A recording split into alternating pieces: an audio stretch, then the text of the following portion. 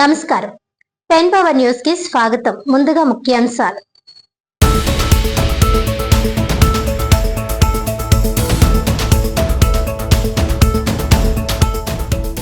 నియోజకవర్గాల పునర్విభజనలో దక్షిణ భారతదేశానికి తీవ్ర అన్యాయం చేస్తున్న ఉత్తరాది బీజేపీ పార్లమెంట్లో ప్రవేశపెట్టే బిల్లును స్టాలిన్, విజయన్, రేవంత్ రెడ్డిల మాదిరిగా AP CM Chandrababu, deputy CM Pawan Kalyan, ప్రతిపక్ష నాయకుడు జగన్లు వ్యతిరేకించాలన్న ఆంధ్ర మేధావుల ఫోరం అధ్యక్షుడు చలసాని శ్రీనివాస్.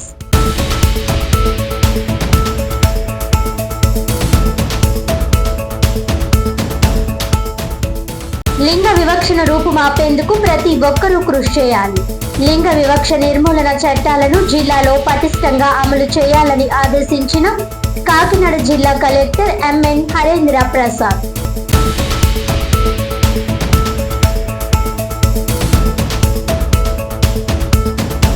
ప్రజా సమస్యలను నేరుగా తెలుసుకుని వేగంగా పరిష్కరించడానికే ప్రజా దర్బార్ కార్యక్రమంలో కాకినాడ సిటీ ఎమ్మెల్యే వనమాడి కొండబాబు.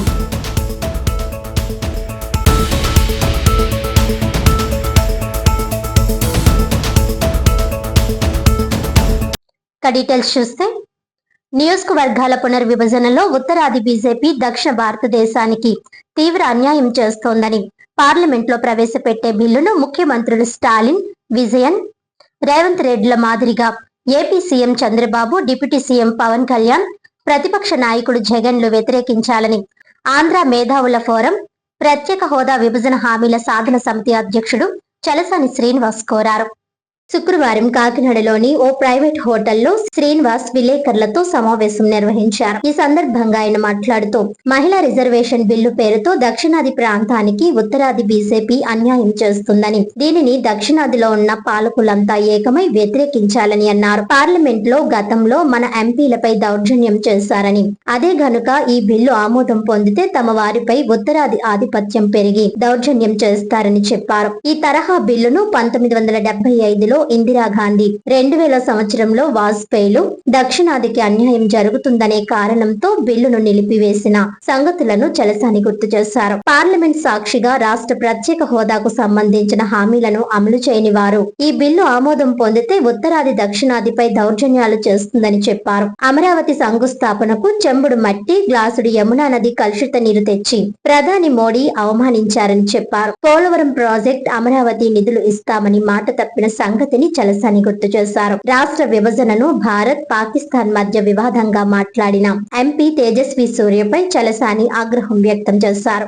కొన్ని విభేదాలు ఉన్నా తామంతా ఒకే తల్లి బిడ్డలమని ఆయన చెప్పారు. గుజరాత్ రాష్ట్రానికి చెందిన మార్వాడి వ్యాపారులకు పవన్, జగన్, చంద్రబాబు మద్దతు మానుకోవాలని సూచించారు. పునర్విభజన బిల్లును తెలంగాణ సీఎం రేవంత్, ప్రతిపక్ష పార్టీ నేత హరీష్ రావులు వ్యతిరేకిస్తున్న సంగతిని వారు గుర్తు చేస్తున్నారు. గతంలో ఆంధ్ర రాష్ట్రాన్ని బీజేపీ మోసం చేస్తుందని, అందుకు మన రాష్ట్రానికి చెందిన ఎంపీలు గాడిదలు కాస్తున్నారా అంటూ పవన్ ప్రశ్నించారని, ఇప్పుడు ఆయనలో ఆ ప్రశ్నించే తత్వం ఏమైందని శ్రీనివాస్ అడిగారు. మన రాష్ట్రంలో ఉన్న గ్యాస్ గుజరాత్ వ్యాపారులకు వెళ్లిపోతుందని, అది 50% రాయితీతో ఆంధ్రాలో ఉన్న ప్రజలకు అందివ్వాలని డిమాండ్ చేశారు. మహిళా బిల్లు పేరుతో పునర్విభజన బిల్లును తీసుకువచ్చి దక్షిణాది రాష్ట్రాలకు అన్యాయం చేయబోతున్న మోడీ ప్రభుత్వానికి వ్యతిరేకంగా దక్షిణాది పార్టీలందరూ ఏకమై ఎదుర్కోవాలని చలసాని పిలుపునిచ్చారు. ఈ సమావేశంలో సిపిఐ రాష్ట్ర కార్యదర్శి వర్గ సభ్యులు తాటిపక్క మధు, ఆప్ రాష్ట్ర నాయకులు కె కృష్ణమోహన్, సిపిఐ జిల్లా కార్యదర్శి కె బోడకొండ, నాయకులు బుల్లిరాజు, రవితేజ తదితరులు పాల్గొన్నారు. అందరికీ నమస్కారం. ఆంధ్రప్రదేశ్ రాష్ట్ర చరిత్రలో తెలుగు జాతి గమనంలో ఫిబ్రవరి 20వ తారీఖు చూసాం 2014. 1953 అక్టోబర్ 1వ తారీఖున ఆంధ్ర రాష్ట్ర ఏర్పాటు చూసాం. అలా కాకపోయినా చాలా ముఖ్యమైనది వాళ్ళు కేంద్రంలో గుమా వ్యాపారులు మీడియాలని కబ్జా చేసుకుంటుంటే ఆంధ్రప్రదేశ్లో స్వతంత్ర మీడియా ఉండడానికి,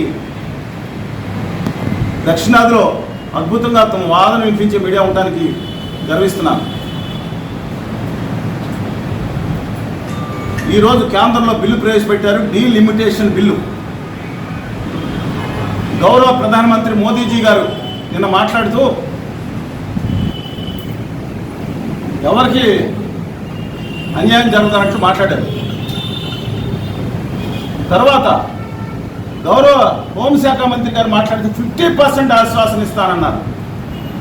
నిన్న గొర్రెలు కొన్ని బయలుదేరి గుజరాతీలో పాటలు పాడుకుంటా దయచేసి వాళ్ళ రాష్ట్ర హోంశాఖ మంత్రి దేశ హోంశాఖ మంత్రి గారే హామీ ఇచ్చారు, దీన్ని నమ్మకపోతే పార్లమెంట్ నమ్మకపోతే ఎవరు నమ్ముతారా, బుద్ధి లేదురా అని తిడుతున్నారు ప్రజల్ని. నేను చెప్తాను, మాకు మైండ్ దొబ్బలేదండి, ప్రజలకు కూడా ఇంకా అన్నీ అర్థమవుతున్నాయి. మీరు మాకు హామీ ఇచ్చారు, ఎప్పుడు పార్లమెంట్లో ఎవరిచ్చారు హామీ? హోంశాఖ మంత్రులు సుశీల్ కుమార్ షిండే గారు హామీ ఇచ్చారు ఆంధ్రప్రదేశ్కి. ఈ నేపథ్యంలో చట్టంలో పెట్టిన దాన్ని మీరు దెబ్బ కొట్టి దుర్మార్గం 2025 బడ్జెట్లో దొంగదాన్ని ఎందో ఒక అంకంలో ఈ ప్రాజెక్టు 135 అడుగులు డెడ్ స్టోరేజ్కి పరిమితం అయిపోయినట్లు రాసి దొడ్డిదారులు ఆమోదిస్తే గుర్రాలకి పళ్ళు తవ్వుతున్నారా, అడ్డగాడిదిల్ల కాగా అని నేను అనకపోయినా ఆ రోజు కళ్యాణ్ బాబు గారు మాట్లాడారు, సిగ్గు శరం ఉంటే ఒంటి కారణం రాసుకోండి అన్నారు ఎంపీలు. నేను ఆ మాటలు గుర్తు చేస్తున్నాను. ఆయన ఉత్తరాది సనాతనంగా మారిపోయారు. ఆయన మాటలు అక్షర సత్యం. దక్షిణాదికి మోసం జరుగుతున్నమాట, ద్రోహం జరుగుతున్నమాట వాస్తవం. గుళ్ళు రగుతుంది. ఏ పార్టీ అని కావండి, ఇక్కడ నా బీజేపీ సోదరులు వాడు ఒక ఆయన మాట్లాడతా లోపల ఆవేదన ఉంది. తెలుగు బిడ్డ కదా, ఇక్కడ తెలుగు జాతిలో పుట్టిన బిడ్డ కదా, గుజరాతీ పాటలు ఎందుకు పాడతారు?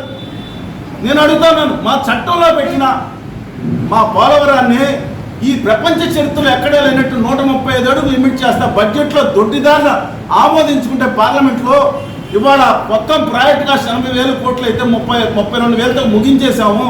మిగతాది మీరు సావండి అంటే ఏం చేయగలిగాం మనం? లావు శ్రీకృష్ణదేవరాయలు గారు బ్రహ్మాండమైన పేరు పెట్టుకున్నారు. రత్న గారు మీరు మీ పేరు అద్భుతంగా మంచిదే. ఇవాళ ఏం మాట్లాడారు మీరు? 50% నమ్మాలి మీకే. మీరు పార్లమెంట్లో మాట్లాడింది మర్చిపోయారా? మీరు పార్లమెంట్లో లాస్ట్ టైం ఏం మాట్లాడారు? మేము ఎందుకు మర్చిపోతారు? గౌరవ ముఖ్యమంత్రి చంద్రబాబు నాయుడు గారికి గౌరవ ప్రతిపక్ష నాయకుడు హోదా లేకపోయినా 39.3 సంపాదన వచ్చింది. గట్టిగా ప్రతిపక్ష నాయకుడు హోదా ఇవ్వటంగా మీకు హోదా గురించి పోరాడకూడదు, ప్రత్యేక పోరాడాలి. మీకు కానీ సనాతనవాదిగా ఉన్న కళ్యాణ్ గారికి కానీ దయచేసి విజ్ఞప్తి చేస్తున్నా. సోదర తెలంగాణ రాష్ట్రంలో రేవంత్ రెడ్డి గారు, హరీష్ రావు గారు, ప్రవీణ్ గారు, తర్వాత సాంబశివరావు గారు, జాన్వేశ్వరి గారు, మొత్తం పార్టీలన్నీ కూడా ఏకతాటిపై ఉంటే మీరెందుకంటే ఇలా చేస్తారు? అయితే 850కి మనకి 50% లెక్కేస్తే 23.5 వస్తుంది.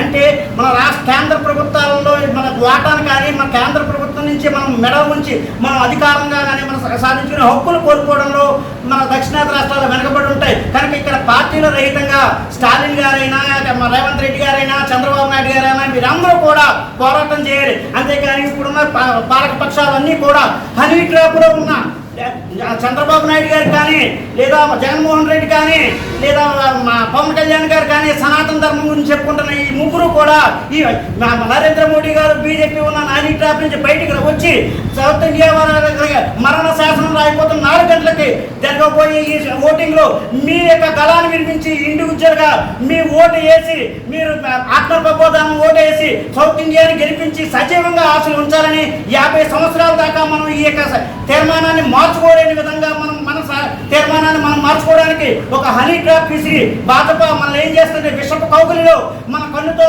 మన చేతితో మన కన్ను పొడిపించి 130 సీట్లు 192 సీట్లకు పరిమితం చేసి 850 సీట్లలో మనం 192 సీట్ల పరిమితం అయితే ఎప్పుడైనా మన కేంద్ర ప్రభుత్వాన్ని శాసించే అధికారం ఉందా? ఉండదు. కనుక ఇప్పుడున్న ప్రభుత్వంలో ఈ మాత్రం వాటా వస్తుందండి. చంద్రబాబు నాయుడు గారి నెంబర్ గేమ్లో కీలకమై ఈయన నితీష్ కుమార్ కీలకం అవ్వడం వల్ల ఈ రోజు అమరావతికి కానీ లేదా మిగతా పక్షాలకు కానీ వచ్చినాయి. కనుక మనం ఈ పూర్తిగా ఈ 4 గంటల జరిగే ఓటింగ్లో ఆత్మనిర్భరానుసారం ఓటేయాలని ఆమ్ ఆద్మీ పార్టీ తరఫున ఎంపీలందరికీ కూడా దక్షిణాది రాష్ట్ర ఎంపీలకు మేము కోరుతున్నాం, ఇర్రెస్పెక్ట్ ఆఫ్ పార్టీస్.